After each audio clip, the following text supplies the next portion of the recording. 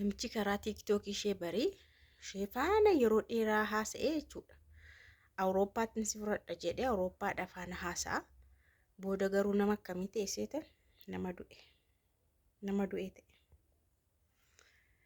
Yaa Rabbi kiyya akkamitti dhagaa nagaa siniif haa ta'u hordoftoota kabajamtoota hordoftoota kiyya akkam jirtu nagaa keessan baay'ee nagaa galata waaqaa ta'u. Bagee jiraatan bagee harree keessanii siniin jedha. Egaa seenichi gurum nama jedha ciisee ka'ee dhaggeeffadhe sinii fidee dhufe jira. Ajaa'iba dhugaa waaqaa jechuudha. Namni du'e silaa nama faana haasa'a. Akkamti namni du'e miidiyaa banataa si'ool keessaa ta'uu qaba. Si'ool keessa ta'anii fayyadamuu hin danda'ama natti fakkaata. Si'ool keessa taa'etu appilikeeshinii banatee TikTokiidhaan dhufee mucatti haasa'e mucaa waggaa 21ti. Kolleejjii bara jalqabaa baratti. Kolleejjii baratti. Egaa akkas ture. Mucayyooni magaalatti kan dhufte ijoollummaadhaan jechuudha. Ijoollummaadhaan kan ishiin gara magaalaa dhufte mana firaa teessee isaan gargaara jechuudha. Yaa akkuma bakka waan hundumaa ishee hojjeta garuu hin baratti. Isaaniin gargaaraa baratti otoma jettu ol guddataa dhufte. Ol guddataa naa dhuftu gaa umuriin yeroo dabalaa deemu haalli ati keessa jirtu xinnoo sitti ulfaata taana si jibbisiisas filannoo barbaadda. Kun namuma kamidha. Yeroo ijoollummaa umurii intiniidhaa gadi rakkoo hin qabu. Under age yeroo ta'an maamita akkuma fedhe si argachuu danda'u akkuma fedhe illee uffachuu dandeessa garuu yeroo umuriin kee ol dabaru wanti sun waan si dabbaruu fi filannoo barbaadda jechuudha. Isa booda mucaan kun maal goote osoma barumsa ishii barattu hojii hojjechuu jalqabde isaanirraa baate mana kireeffatte jechuudha. Wanti ni hojjetti kaaffee keessummeessituudha. Kaaffee keessaatii hin keessummeessitii. Mana kireeffattee immoo jirti jechuudha. Mana kamii? Mana nama guddaati. Namichi akka umuriinsaa xoorataa bahee raga. Namni soorama bahee umuriinsaa guddaadha mitiire soorama baheera namni kuni. Haati mana sanaa duuteetti. Namni sun ijoollee faa qaqqabaa manuma isaa keessa jiraata jechuudha. Nama guddaadha egaa soorama baheera jechuun umuriin nama guddaadha jechuudha. Achi mucattiin kuni qe'ee sana keessa kan isheen jiraattu. Atoma jettu mucaan kun qofummaan itti dhagahamaa hundumaan ilaalti kanaga miidiyaa kana ilaalti yeroo jaalalleewwan maal wal godhan ilaalti yeroo wal fuudhanii sargii ulfaa dahumsaa sarpiraayiz manaaman kanaga hundi keenya iyyuu itti gammannamti waan akkasiitu anaaf ta'e waan akkasii manaaman hin jedhamu waan gaarii namni kamuu hunuma hawwata. Mucattiin kun immoo namni baay'is jedhuun hin jiru. Maatiin ishee baadiyyaa jiru qofuma jiraatti. Hojii ishee hojjetti. Baay'ee barumsa baratti hojii hojjetti. Baay'ee biiziidha. Halkan yeroo muraasa onlaayinii kana ilaalti. Booda guyyaa tokko TikTokiidhaan karaa TikTokii namni kun nagaa ishee gaafata. Haayi akkamii kolfi kee hin bareedaa jedhaan. Suuraa maxxansiti waan ta'eef kolfi kee hin bareedaa jedhaan. Deebisnee fi ilaaltee zor jettee dhiiste. Takka eegee namichi kun onlaayinii marratti ishee ilaala waan ta'eef ilaalee deebiin hin jiruyyuu jedheen. Achi deebiin hin jiru yeroo inni jedhuuni haayi jettee dubbisuutti kaate. Egaa dubbiin kamuu haayiidhaan jalqabama. Haasa'uu jalqabanii hin haasa'uu maal jedhuu namni kuni bakka yeroo kennee fi faana haasa'aa dura isinitti meeramti qofummaan baay'ee isheetti dhaga'ama. Namoota akkanatti kaappil ta'anii onlaayinii kanarraa haadha manaa fi abbaa manaa ta'anii jaalalleewwan ta'anii waan baay'ee hojjetanii jiru gaa warri akka miidiyaa kanarratti miidiyaadhaafis warri hojjetanii jiru jechuudha. Jara faa'ee waan ilaaltuuf ani yoomii minaamin jetti waan akkasiin barbaada gaa keessi ishii namni kamuu barbaada. Nama kan saatee hin barbaada. Utuma jettu waan kana waan bareedaa argatte waan ta'eef achi yeroo jala galtee ilaaltu immoo namichi baay'ee bareedaadha. Dargaggeessa waan hojjaa qabu wayiiti. Bareedaa wayiiti. Suuraa sana ilaaltu. Namni ishee faana haasa'aa jiru jechuudha. Nu hunduu akkanuma goona. Gaafa namni tokko haayi hii jedhee barreessuu malee didu jala seentee ilaalta. Kan akkas. Jala seenee ilaalee nama baay'ee faana haasa'uu nan dida. Maaliif naan jedhee maal faate jedhee wanti inni isaa jechuudha. Baay'oo isaa ilaalee nan dhidhiisa nama baay'ee duraan dur akkas dhugaa. Yeroo tokko garuu እና jiraa kan afaan yeroo baay'ee jechuudha jala seenii ilaalee maanni nama akkasii gurraachi kun midhaan jedhe dhugaa waaqa kanaaf hin deebisu dhugaa waaqaa jiraan garuu gara baay'eet kan inni natti barreessaa ture jechuudha. As keessa garuu maaliif hin seene yeroo baay'ee garuu filannoo baay'isuu yookaas nama duuba isaa ilaalanii maal isaa ilaalanii filachuun sirrii miti. An akka laatti duraan waan akka tokkoffaa namni sun hojii nama sanaallee nan laala. Maaliif barbaachisa waan hojii qabu barataadha namni jee baay'oosaa jala deddeemee waan inni barreeffate waan inni maxxansu irraa ilaala. Bakka inni kaan 2 3 4 sitti barreessee booda si arrabsee fa'aa deema. Tish jedhee fa'aa maal jajjaree komantii fa'aa jalatti fi muxatu go'ee si arrabsa tokko bakka summa kan barbaadu yeroo hundumaa itumatti deebisiin. Har'as sitti barreessa, boris sitti barreessa, iftaanis sitti barreessa. Poostii kee jalatti dhufee komantii gaarii si barreessa, sheerii fa'aa ofitti godha. Jiraan akkas dhugaa waaqa. Egaa waan wal fakkaatuuf as keessa dhufe malee haasaan koo as miti. Mucayittiin kun akkanumatti taayimlaayinii nama kana jala deemtii yeroo ilaaltu dhuguma mucichi baay'ee bareeda. Namni sun baay'ee bareedaadha. Bakka maal isiniin jedha dargaggeessuma baay'ee bareedaa nama harkisu wayitidha. Booda waaw jettee gammaddii faana haasawutti kaatee eessa jiraattan Awurooppaa jiraadha jedheeni dhuguma lakkoofsisaas kanuma Awurooppaatti sobuun hin danda'amu waan ta'eef yeroo lakkoofsa isaa fa'aa ilaaltu karaa WhatsApp isaa fa'aa minaamin lakkoofsa ergee fi yeroo ilaaltu hundisaayyuu dhugumattuu Awurooppaadha. Isheetti faana haasofti maal jettiini xinnoo garuu yaalteetti mucaan kuni maayetteeni viidiyoodhaan haasofna itti takka yeroo turtu viidiyoodhaan maana faanaan haasoftonnaan bilbilli koo intinii ta'e iskiriiniin isaa maal ta'e bituma sanafee yeroo tokko namni bitadhee man sanafee minaamin ati garuu bilbila hin qabdu yoo ta'e bitadhu jedhe birrii 30 ergaaf ati garuu bilbila bareedaa bitadhu jedhe 30 ergaaf.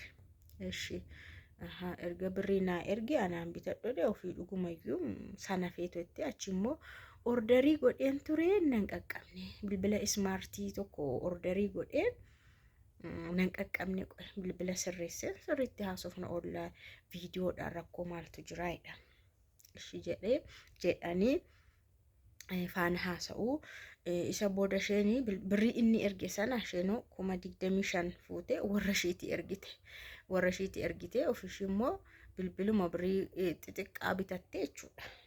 Bilbiluma birrii xixiqqaa wayii bitattee achi booda waa'ee warra ishifaa akka isaan baadiyyaa jiranii akka isaan maqaa qabni kana yeroo itti rakkoon qabuanii ji'aan birrii 10,000 ergaa fi akkaawuntii isaanii irratti kallattiidhaan isaaniin illee nan gargaaraa jedheen. Ohoo xuruu dhaqaatte ji'aan akkuma jedhee 10,000 warraa erga. Haadha ishee irratti gasha mucaa ishee kanaafis hin gargaara hojii hir'isee hojii badaan hojjetiin barumsuma kee baradhu amma achi jirtutti barumsa kee baradhu amma farstii yiriidha waggaa tokkoffaa biratti waan ta'eef waggaa lammaffaa sadaffaatti immoo dhufee sin fudhadha achitti xumurtaa sin fuudhaa minaamin jedhaanii mucatti baay'ee gammaddeetti ileel baqa gammachuu ajaa'ibaatiin jiraatti namuma akkasii barbaaddi waan ta'eef jechuudha. Osoo haala kanaan deddeebitu guyyaa tokko qeema isaanii keessa manuma iddoo kireeffattee jirtutti haati manaa saduutee waan ta'e hojjetu sagantaa wayii qabuga waa'ee haadha manaa sana duute ilaalchisee jechuudha. Guyyaa waggaa ta'e waan akkasii ta'e hin beeku gaanii waan akkasiitti garuu waa hojjetanii nama nyaachisu yaadannoodha jedhan. Kanaafuu maaltu jira hojiin jira waa hojjechuu jira shunkurtii akka biyya keenyaatti gaa diggisiitu jira yoo ta'e namni dhaqee wal gargaara mitiire akkuma akkasaatti gaafa hojiin jiru kaaseetu wal gargaaruu jalqabaa jechuudha. Isheenis maal gootaree galgala osoo safaana haasoftu gibbii keessaa hojii jira waan qophii qabu waan ta'eef dhaqee isaaniin gargaareenii booda haasofnaa jetteeni barreessitee fi deemte. Dhuguma dhaqxee hojii hojjetamaa ture. Shunkurtiin jira, meeshaan sisirratu jira, manni sisirrataa bakka kana gargaaraa ooltee sa'aatii 4 yeroo ta'u irbaata nyaattee waan dhugamuufaas jira dhugdee gara mana isheetti deebitee dhufte. Achi tiiktookii kana banattee bakka amma shirshiritti dheera waan ta'eef gagammade garmalee waan ta'eef akkuma yeroo nuni nama jaalallee keenya ta'e tokko yeroo wal barru maal jennu piroofaayilii godhannaa kavarii godhannaa waa ittiin maxxansinaa walaloo irratti barreessinaa yaaruma keessa darbine ture bubbeef galaanarra darbine sila achi akkana godhuudhaaf suuraa isaa fuffuutee akkana baabbartee maal gootee tiiktookii irratti waan itti tuttiite gadhiiste. Yeroo gadhiistuu bakka hiriyoonni koroo laalan wii nama akkamii argattee bareeda argattee maanni kuneessaa dhufee nama akkasii akkamitti argattee naan jedhutte eegaa turte. Sa'aatii walakkaa eegdee namni komantiin barreessine laayikis hin barreessine isheenoo bilbila ishii lafa keessee takka waan barreeffattu qabdi barreessite gara bilbila ishiitti yeroo deebitu miseejiin itti barreeffama. Miseejii 3 inboksiidhaan 3 maan mucaa kana isatti beekta. Mucaa kana isatti beekta ati. Maa qoostaati hin qoostaa. Kaasee amma suuraa kana jejjedha miseejonni sun 3. Maal jechuudha kun jetteetu dhiiste. Ammas yeroodhaa booda miseejiin 8 itti barreeffama. Bakka balaa boombii kan fakkaatu. Suuraa kana adda kaasee ati obboleessa kootti hin qoostamu. Obboleessa koo bobboqaate maal godhi jettaan eessatti beekta ati eenyutu si erge minaamin jedha komantiin sun. Obboleessa koo boqaatee achi kaatee boqatee sana dhageenya naate itti bilbilta jaalallee ishii sanatti bilbilte yeroo itti bilbiltu kaasee ani suuraa kee akkas godhee maxxansinaanii miseejii baay'een na qaqqabe suuraa kana kaasii suuraan kun obboleessa kootti boqatee kan jedhuna. Baakkish isaan hin inaafani warra inaaftota sanadha. Warra sitti inaafan ta'a malee maaltu boqatee jira miti ani jedheen. Achi keessi ishii hin shakkeera garuu immoo isuma amantee dhiiste. Boodatuma akkana jettuuti ganama isaa kaateetu hojii ishii dhaqatte.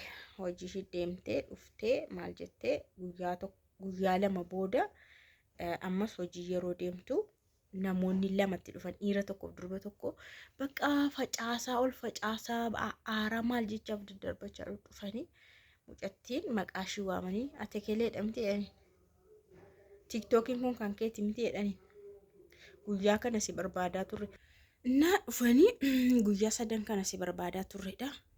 Ati kelee dhamti jedhanii tiiktookiin kun kan keeti miti jedhanii suuraa kana obboleessi keenya akkoo namatu isa ajjeesedhani. Harka namaatiin du'e namoota sana si erge miti jedhanii maatii isaa jeeqii jedhamteetu ergamte miti isaanii mana hidhaa jiru jedhan. Jarri to'atamanii jiru. Hidhaan itti murtaa'ee jira.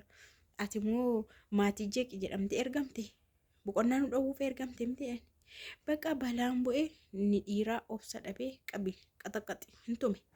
Mucattii tume girrigirriin hin ga'ee namni dhufee bakka jarri seerri dhufee jarrillee hin qabamanii mucattiin mana hospitaala deemtee yaalamtee yaa reebicha malee waan ta'anii yaalamtee dhuftee isaanis seera bira dhaqaniiru waan ta'eef wanti isaan qoratame jechuudha. Eenyudhaan isaan kun obboleessa keenya suuraan kun obboleessa keenya kan boqatedha. Mucattii waan beektu hin beektu jaalallee kootidha itti hiriyaa kooti eessa jiraata? Awurooppaa jiraata.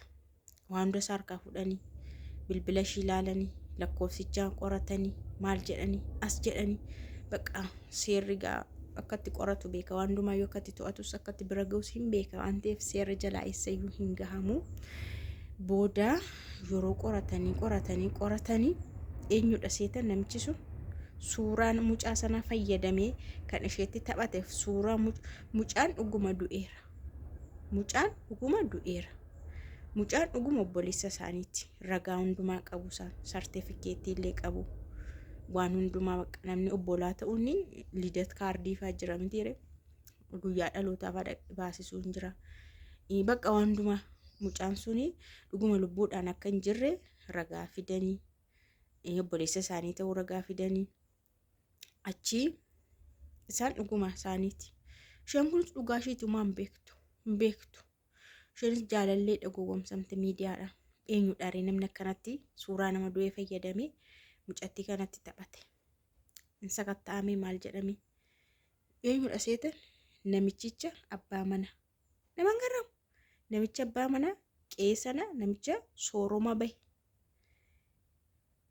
Nama guddaa sana jechuudha. Umuriidhaan nama guddaa sana. Mucattii mana isaanii keessa kireeffattee galtu isadha. Qoc. Lakkoofsi isaa dhufeeree yeroo jedhamee qoratamu namichi kun dura Awurooppaa ture. Awurooppaa jiraateera. Awurooppaa jiraatee dura lakkoofsa qaba ture. Lakkoofsa isaa sanaan maal godhaa? Hiriyoota isaa warra achitti jiran itti meetu lakkoofsa sana akka fayyadamuu fi lakkoofsa isaan kennaniifitu WhatsAppii verify godhatee jechuudha. Lakkoofsa isaan kennaniifi hin danda'ama kun hin danda'amu. Achi asuma taa'ee lakkoofsa biyya sanaa fayyadama. Isuma mataa isaa ta'ee jechuudha. Egaa erga kun bira gaame seerri waan godhu seerri hin beeka. Namichi kun dhuguma adabbii fudhateera waan baay'ee balleesse waan ta'eef karaa lamaanittuu mucattiis warra mucaan jalaa du'es waan seera alaa fayyadame namichi adabameera. Garuu waan akkasii akka jiru sirriitti hin beektu isin akka irraa barattaniif dabar. Isin amma akka irraa barattanii malee kun ta'ee amma ta'ee darbeera. Garuu naman dhibu meetu sin ta'e akkam gootu? Namni tokko jechuudha. Nama suuraa nama du'ee fayyadame, nama hin jirre fayyadame, ofii immoo jaarsa dullacha sooroma bahee xorataa bahee ta'e sin fuudha sin jedhee kootuu sin jedhee biyyatti faasi galchee dhuma dubbii oddoo akkasitti faa kootu sin jedhee nama akkasiitu sitti dhufe maal goota? Dhugaa waaqaati bara. Akkam taata daraakke? Kanaafuu baay'ee rakkisaadha. Yoo xiqqaatee nama faan haasoftu wanti niidhaan faan haasa'uun dirqama viidiyoodhaan sirriitti yeroo hundumaa cheeggootee viidiyoodhaan isa ilaaluun dirqama jechuudha. Dhugaa waaqa. Kana ala garuu namni muraasni hinuma nyaatama jechuudha. Yeroo baay'ee nama du'eeyyuu yoo ta'uu baate namoonni baay'een haadha manaa faatoo qabanii, ijoollee faatoo qabanii, maal faatoo qabanii warra akkattiin nama gowwoomsan garan qabani.